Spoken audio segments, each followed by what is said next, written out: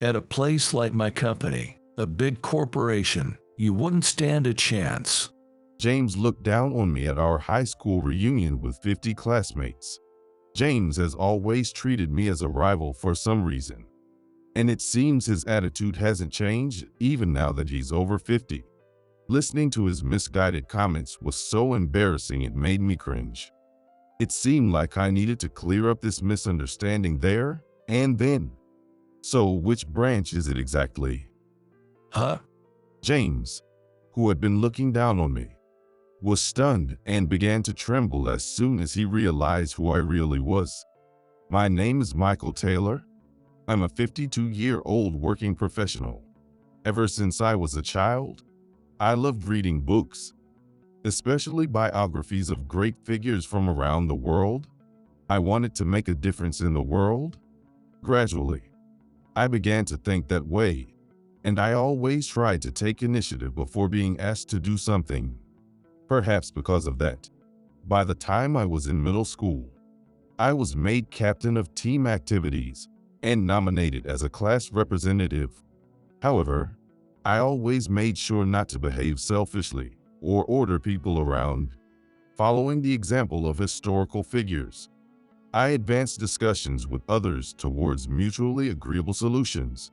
This approach was well received by everyone, and I had a fun time in middle school. I've enjoyed my life through high school, college, and even after entering the workforce. But looking back now, I feel that the middle school years, which really shaped the way I live, were the most fulfilling and fun. Just last month, I received a postcard about a reunion for that middle school group.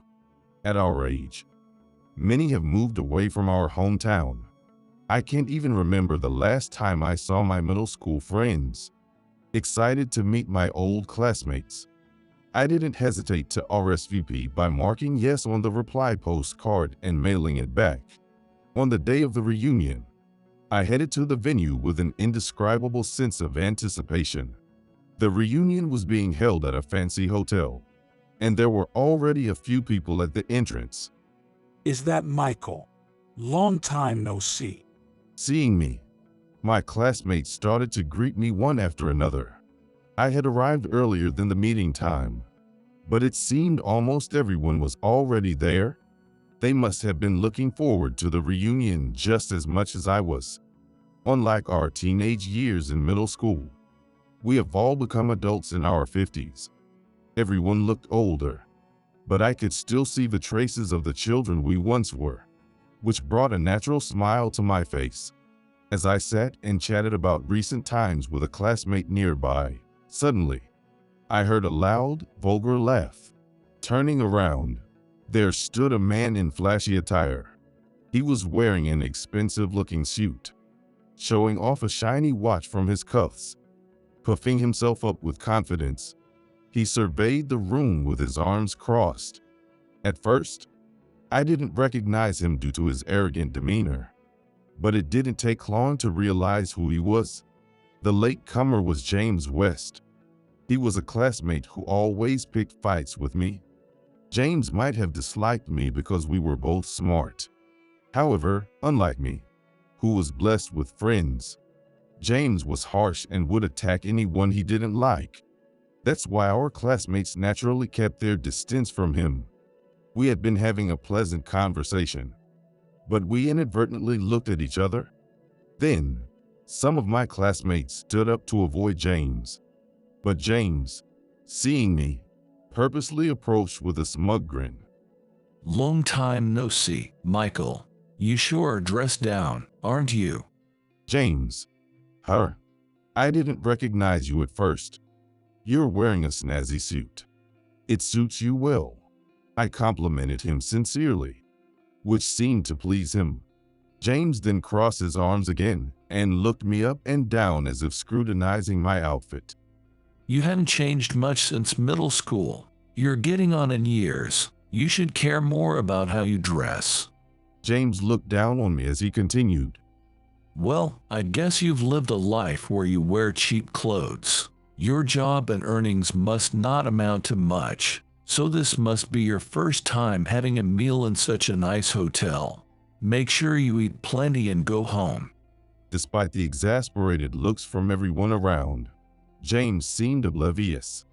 He continued to spout sarcasm without caring about the others' opinions, and I could only respond with a wry smile, as arguing back seemed petty. Eventually, James shifted his interest to discussing careers. "So what do you guys do for a living? You all look so shabby. I bet it's nothing impressive." While asking, James didn't wait for any replies and went on to grab classmate after classmate, making wild guesses about their jobs. "You were always looking at car magazines in middle school, so you must be working at an auto repair shop now. And your family owned a farm, right? You probably couldn't find a job and ended up depending on your family." He continued to point at classmates one by one, making arbitrary and prejudiced assumptions. Naturally, an awkward atmosphere filled the air, and nobody wanted to respond to James. Whether he was unaware of the critical atmosphere or simply chose to ignore it, James just opened his mouth wide and laughed boisterously. "Most of you are probably busy growing vegetables or taking care of animals. I'm different. I'm inherently a more intellectual person, working at a solid company." Despite no one listening, James proudly pulled out his business card. The card he handed over with such insistence showed he was a manager at Capital Corporation. That is a local major company that deals extensively with the development and sales of precision instruments for industries and research institutions. Caught off guard by the unexpected company name, I was left speechless. Seeing my surprise, James grinned even more. Then, placing his hands on my shoulders as if he couldn't contain his joy, he began to gloat. "Surprised, but it's true. I studied hard and graduated from Harvard University, and now I'm a manager at that Capital Corporation. Where did you end up working? How much did you study after graduating from middle school?" No matter which university we graduated from or what job we have, there's no superior or inferior among people. Various jobs support each other, and that's how society functions. My tone became harsh involuntarily. It wasn't just because I felt ridiculed, but I couldn't stand how James looked down on our classmates, agriculture, and livestock farming. He seemed surprised by the sharpness of my words. James looked stunned at my sharp words, but his expression quickly twisted. "Humph. Getting all worked up in response must mean you're also doing some kind of manual labor. You were always pampered, but it seems like you didn't make any effort after middle school." Turning his face away as if he had seen something distasteful, James deliberately shook his head from side to side. "Talking with someone at a different intellectual level is exhausting. I usually converse with my Harvard University classmates, so the content is completely different. See ya. Enjoy mingling at the bottom." With that, James moved to a table where some women were chatting. It's a shame he spoiled the mood when we all gathered together. I apologized to my classmates, but their criticism was directed at James. That guy has always been unpleasant, but becoming an adult only made him worse. Indeed, James had always bragged about himself since middle school, oblivious to those around him. I thought it was just childish vanity back then, but it seems it was his true character all along. If he hasn't changed by this age, it's unlikely he'll change much in the future. As James forced his way into the circle of women, I sighed. After James left, I shifted my focus and enjoyed catching up with my classmates. Eventually, another latecomer arrived, and almost all 50 of us were gathered, officially starting the reunion. As the former class representative, I led the toast, and the meal progressed. Initially, the conversations were a bit stiff due to the long years apart, but as drinks flowed, everyone seemed to be having a great time. In middle school, during the peak of adolescence, it was impossible to have a one-on-one conversation with a girl. But now, as adults, without any awkward shyness, everyone communicated maturely. I enjoyed discussing memories and impressions from back then with several people, revealing thoughts and wishes we had secretly held back then, like how we actually felt or wished we had talked more, was inexplicably fun. Sharing these feelings after 37 years brought a unique joy. At that moment, the entrance of the venue erupted. Turning around, the last person had just arrived, and several classmates rushed over nostalgically. June, it's June Miller, right? Oh, how nostalgic. June was kind and cheerful to everyone since middle school, making her the class's Madonna and a popular figure. Everyone admired her gentle personality and refined beauty. She was beloved by both boys and girls in school, and now, both men and women gathered around her in equal measure. After a while, June made her way to our table. Great to see you today. Likewise, it was good to see everyone again after so long. June was dressed elegantly, which highlighted her charm even more. Despite being in her 50s, she looked remarkably youthful, yet she carried a quiet composure. Her presence was captivating. During our middle school years, I, like everyone else, had admired her. In fact, she was my first crush, so seeing her at the reunion made my heart flutter. I get held up at work today, so I was a bit late. That's so. It's just started, so stay and enjoy till the end. During such casual exchanges, my eyes were drawn to her graceful hands. On her left hand, the ring finger was notably bare. Feeling my heart race at this unexpected sight, I hesitated about how to start the conversation. Noticing my gaze, June suddenly widened her eyes. This is... Just then, a familiar voice interrupted from behind. There you are, June. Wasting your time talking to someone like Michael is just that, a waste. Grinning, James inserted himself between us.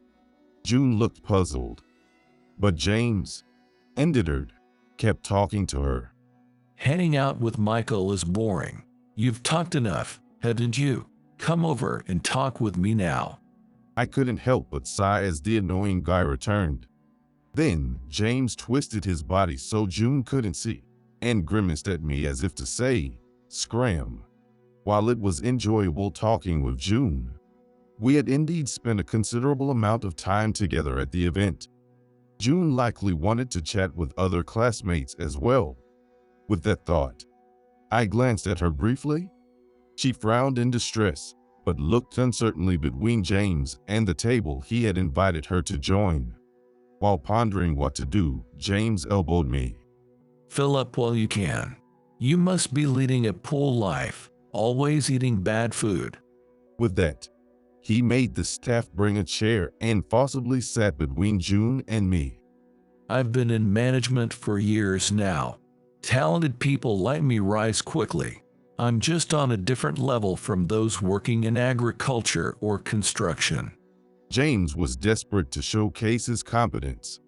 June was merely nodding along to avoid disrupting the atmosphere, showing little interest. Despite this, James, fortunate to have a listener, got carried away and continued to ramble on. He only talked about himself, displaying a level of communication that was incredibly childish, making me wonder when to rescue June from this one-sided conversation. Eventually, our table's tense atmosphere seemed to attract attention as some classmates gathered around.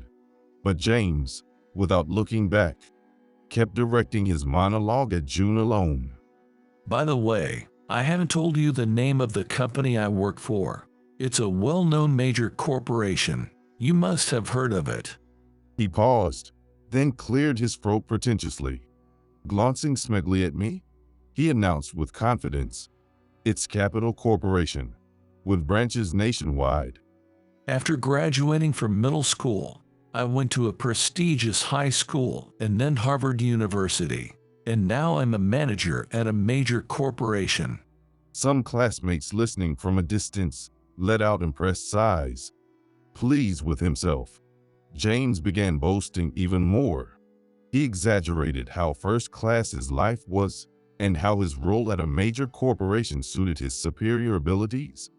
In contrast, he exaggerated how much more down and out the lives of today's gathered classmates were, having only attended the same middle school as him, which soured the mood even further. As his voice grew louder, the surrounding tolerance was nearly exhausted, but James abruptly stopped. Then, turning to me, he flashed a provoking, sneering smile. How about that? Surprise someone like me, who used to study alongside you, has climbed so high. Well, a major corporation like the one I work for is out of your league, huh? Being looked down upon in front of 50 classmates, I felt more nostalgic than angry. Even in middle school, from math quizzes to the 50-meter dash and pay, James always tried to compete with me. But personally, I was never interested in winning or losing, considering school grades merely indicators of my learning progress, never engaging with his provocations. So, I never took the bait from James' provocations, but my classmates always got angry on my behalf. Now, as if reliving those past scenes, the classmates around James displayed faces filled with anger and dissatisfaction. James is acting all high and mighty again. Michael hasn't done anything, but James is as persistent as ever. Some directly spoke up to James, while others whispered among friends. I got an earful about his job earlier too. And why is he hogging all of June's time anyway? Faced with complaints from many classmates, James seemed to finally get irritated. Directing his anger at me was typical of him. People's worth is determined by how much their company is willing to pay them. Just because you were popular in middle school doesn't mean it's the same when you're an adult. Hearing James's misguided statements was so embarrassing that it made me feel embarrassed too. It seemed like I needed to clear up this misunderstanding there and then. I gestured to stop James, who was about to complain further, and opened my mouth, barely holding back laughter. So, which branch office is it exactly? Huh? He must have been caught off guard by the unexpected question. James stood there with his mouth agape, staring back at me blankly. The other classmates, who had been catching up with me until James arrived, began to chuckle softly, understanding the situation. But James himself couldn't grasp why our classmates were reacting this way. After a moment of stunned silence, he suddenly turned red with anger. Which branch office or whatever doesn't matter. What's important is which company you work for. The major corporation I work for is something you could never even step foot in. As James made his declaration, a loud burst of laughter erupted. Our classmates couldn't hold back their laughter at James's out-of-touch remarks. What's so funny? You all must be jealous of my workplace. Or are you saying only the headquarters is prestigious and branch offices aren't? Let's stop there. That's enough. Let's calm down. While everyone was laughing as if they couldn't get enough, June alone spoke in a calming tone, trying to prevent any more commotion. However, it seemed James misunderstood her intention once again. Only June gets me. Thanks for defending me. All of you are ridiculous for laughing at my competence.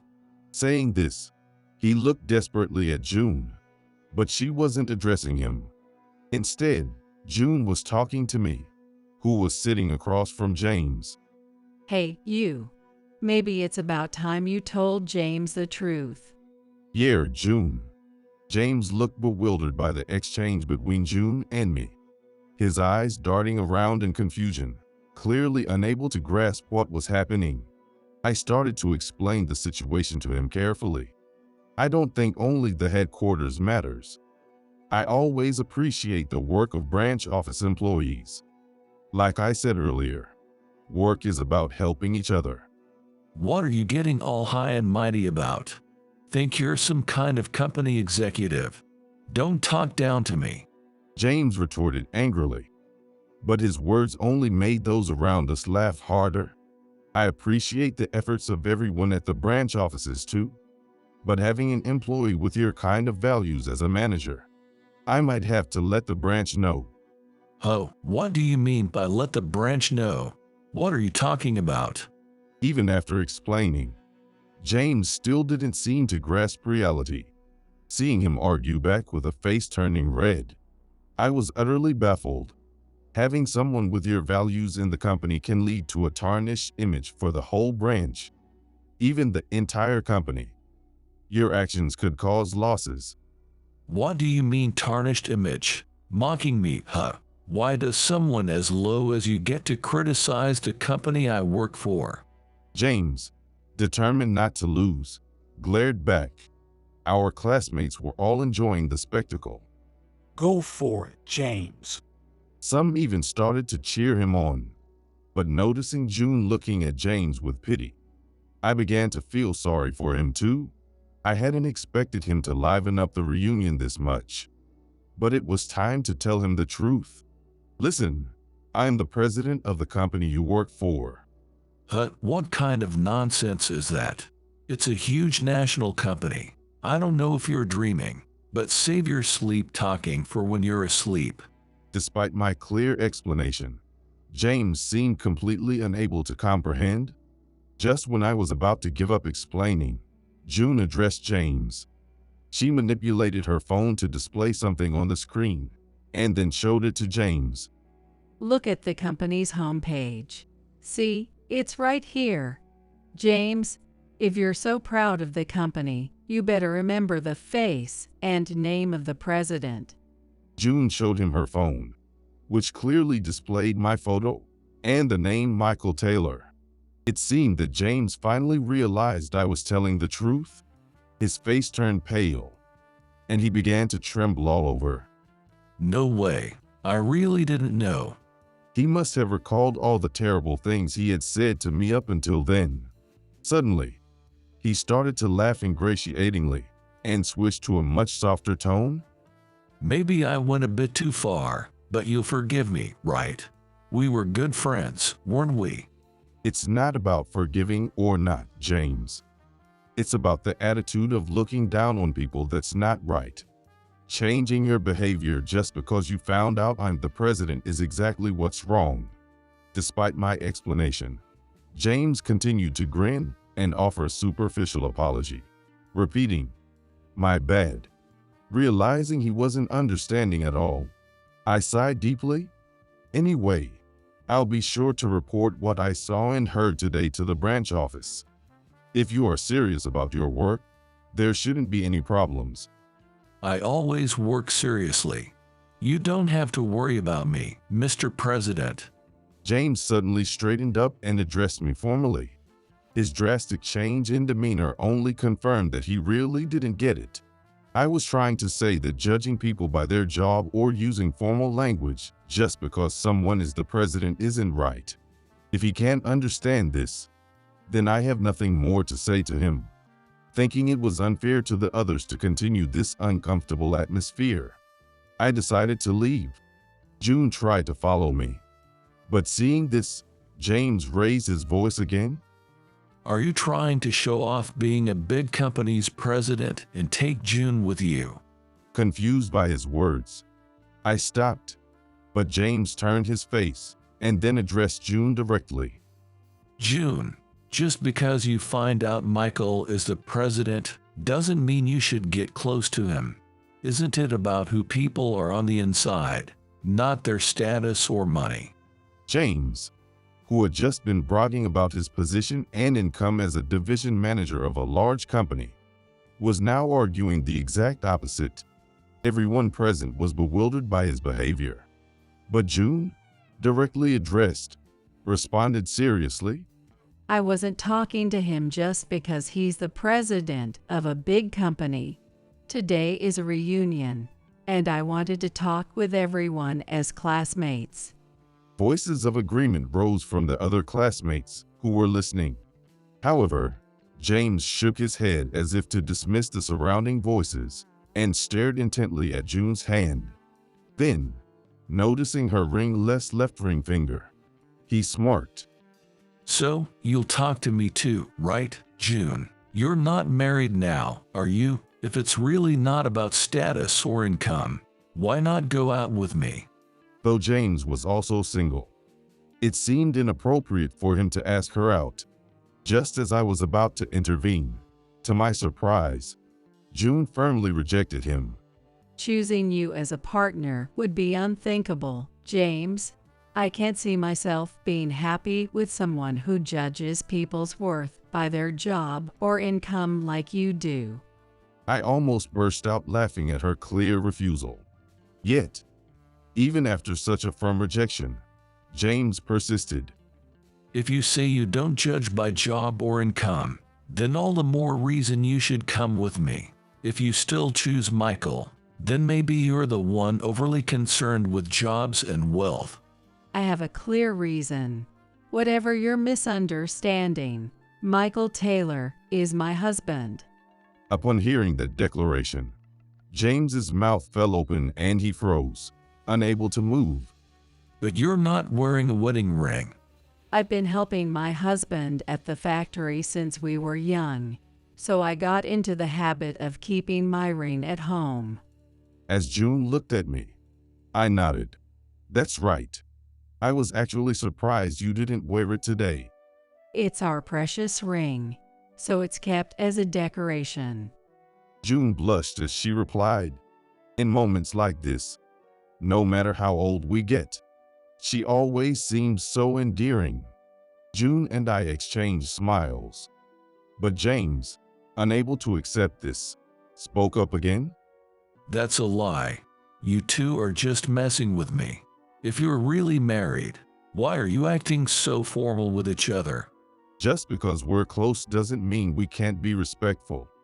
To me, June will always be someone very important, which is why I interact with her this way, as if to prove my words. June happily took my hand. Seeing this, James growled in frustration. But I'm not losing either. I wouldn't make you struggle if we were together. But James, you said you bought your clothes and car all on credit, right? And you keep the monthly payments as low as possible. I just don't feel I can be happy with someone who does that.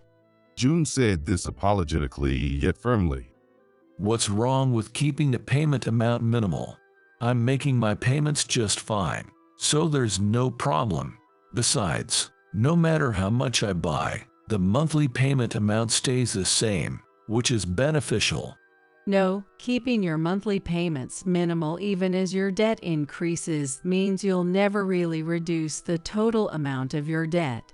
You'll just keep paying interest indefinitely. It seemed James was caught up in the immediate relief of manageable monthly payments, not realizing how much he would end up paying in total. James was paying a fixed amount each month, without knowing how much he was being charged in fees, or when he would actually be able to pay it all off. Our values about money are different, James. You should find someone who shares your views. Rejected by June, James understandably looked downcast and dejected. Feeling sorry for him, I couldn't help but speak up. Besides, June is happy with me. Look for someone else who's single. You're sure to find someone good. I meant to encourage him sincerely, but it seemed James took it the wrong way. He looked at me with resentful eyes and slowly began to tear up. You've taken not just my job, but my true love as well. Go away. With that, he shouted and, contrary to his words, he was the one who ran off. Thus, June, myself, and the rest of our classmates finally settled down and resumed the reunion. We spent an enjoyable night together. A few days after the reunion, holding the business card James had given me, I decided to inquire at the branch he worked for. As expected, it turned out that James was treating his subordinates, who were lower in position, with a high-handed attitude daily. I immediately contacted HR to start an investigation into the workplace dynamics and the environment of his department. As a result, it became clear that not only was the workplace atmosphere deteriorating because of James, but he was also behaving arrogantly towards clients. While he treated big clients of the corporation with utmost respect, he was rude to smaller, new clients. More digging only brought up more negative reports. With a heavy heart, I directed that James be transferred to another department. I hoped he would return to his roots and remember what sincere work attitude meant. However, the outcome was disappointing. Unable to forget his former glory as a manager, James resisted the younger supervisors and continued his rude behavior towards clients, leading to his isolation at work. Eventually, a few months later, he resigned on his own. After quitting his job, he fell behind on his loan payments, and within months his house and car were repossessed. James then disappeared somewhere, and now it seems no one knows what he is doing. As for me, I continue to lead a busy life at work and at home. The reunion sparked renewed communication with my local friends. Now, we're planning to have a big reunion when everyone turns 60. I plan to attend it with my beloved wife, June. Until the day we all meet again in good health, I keep working hard every day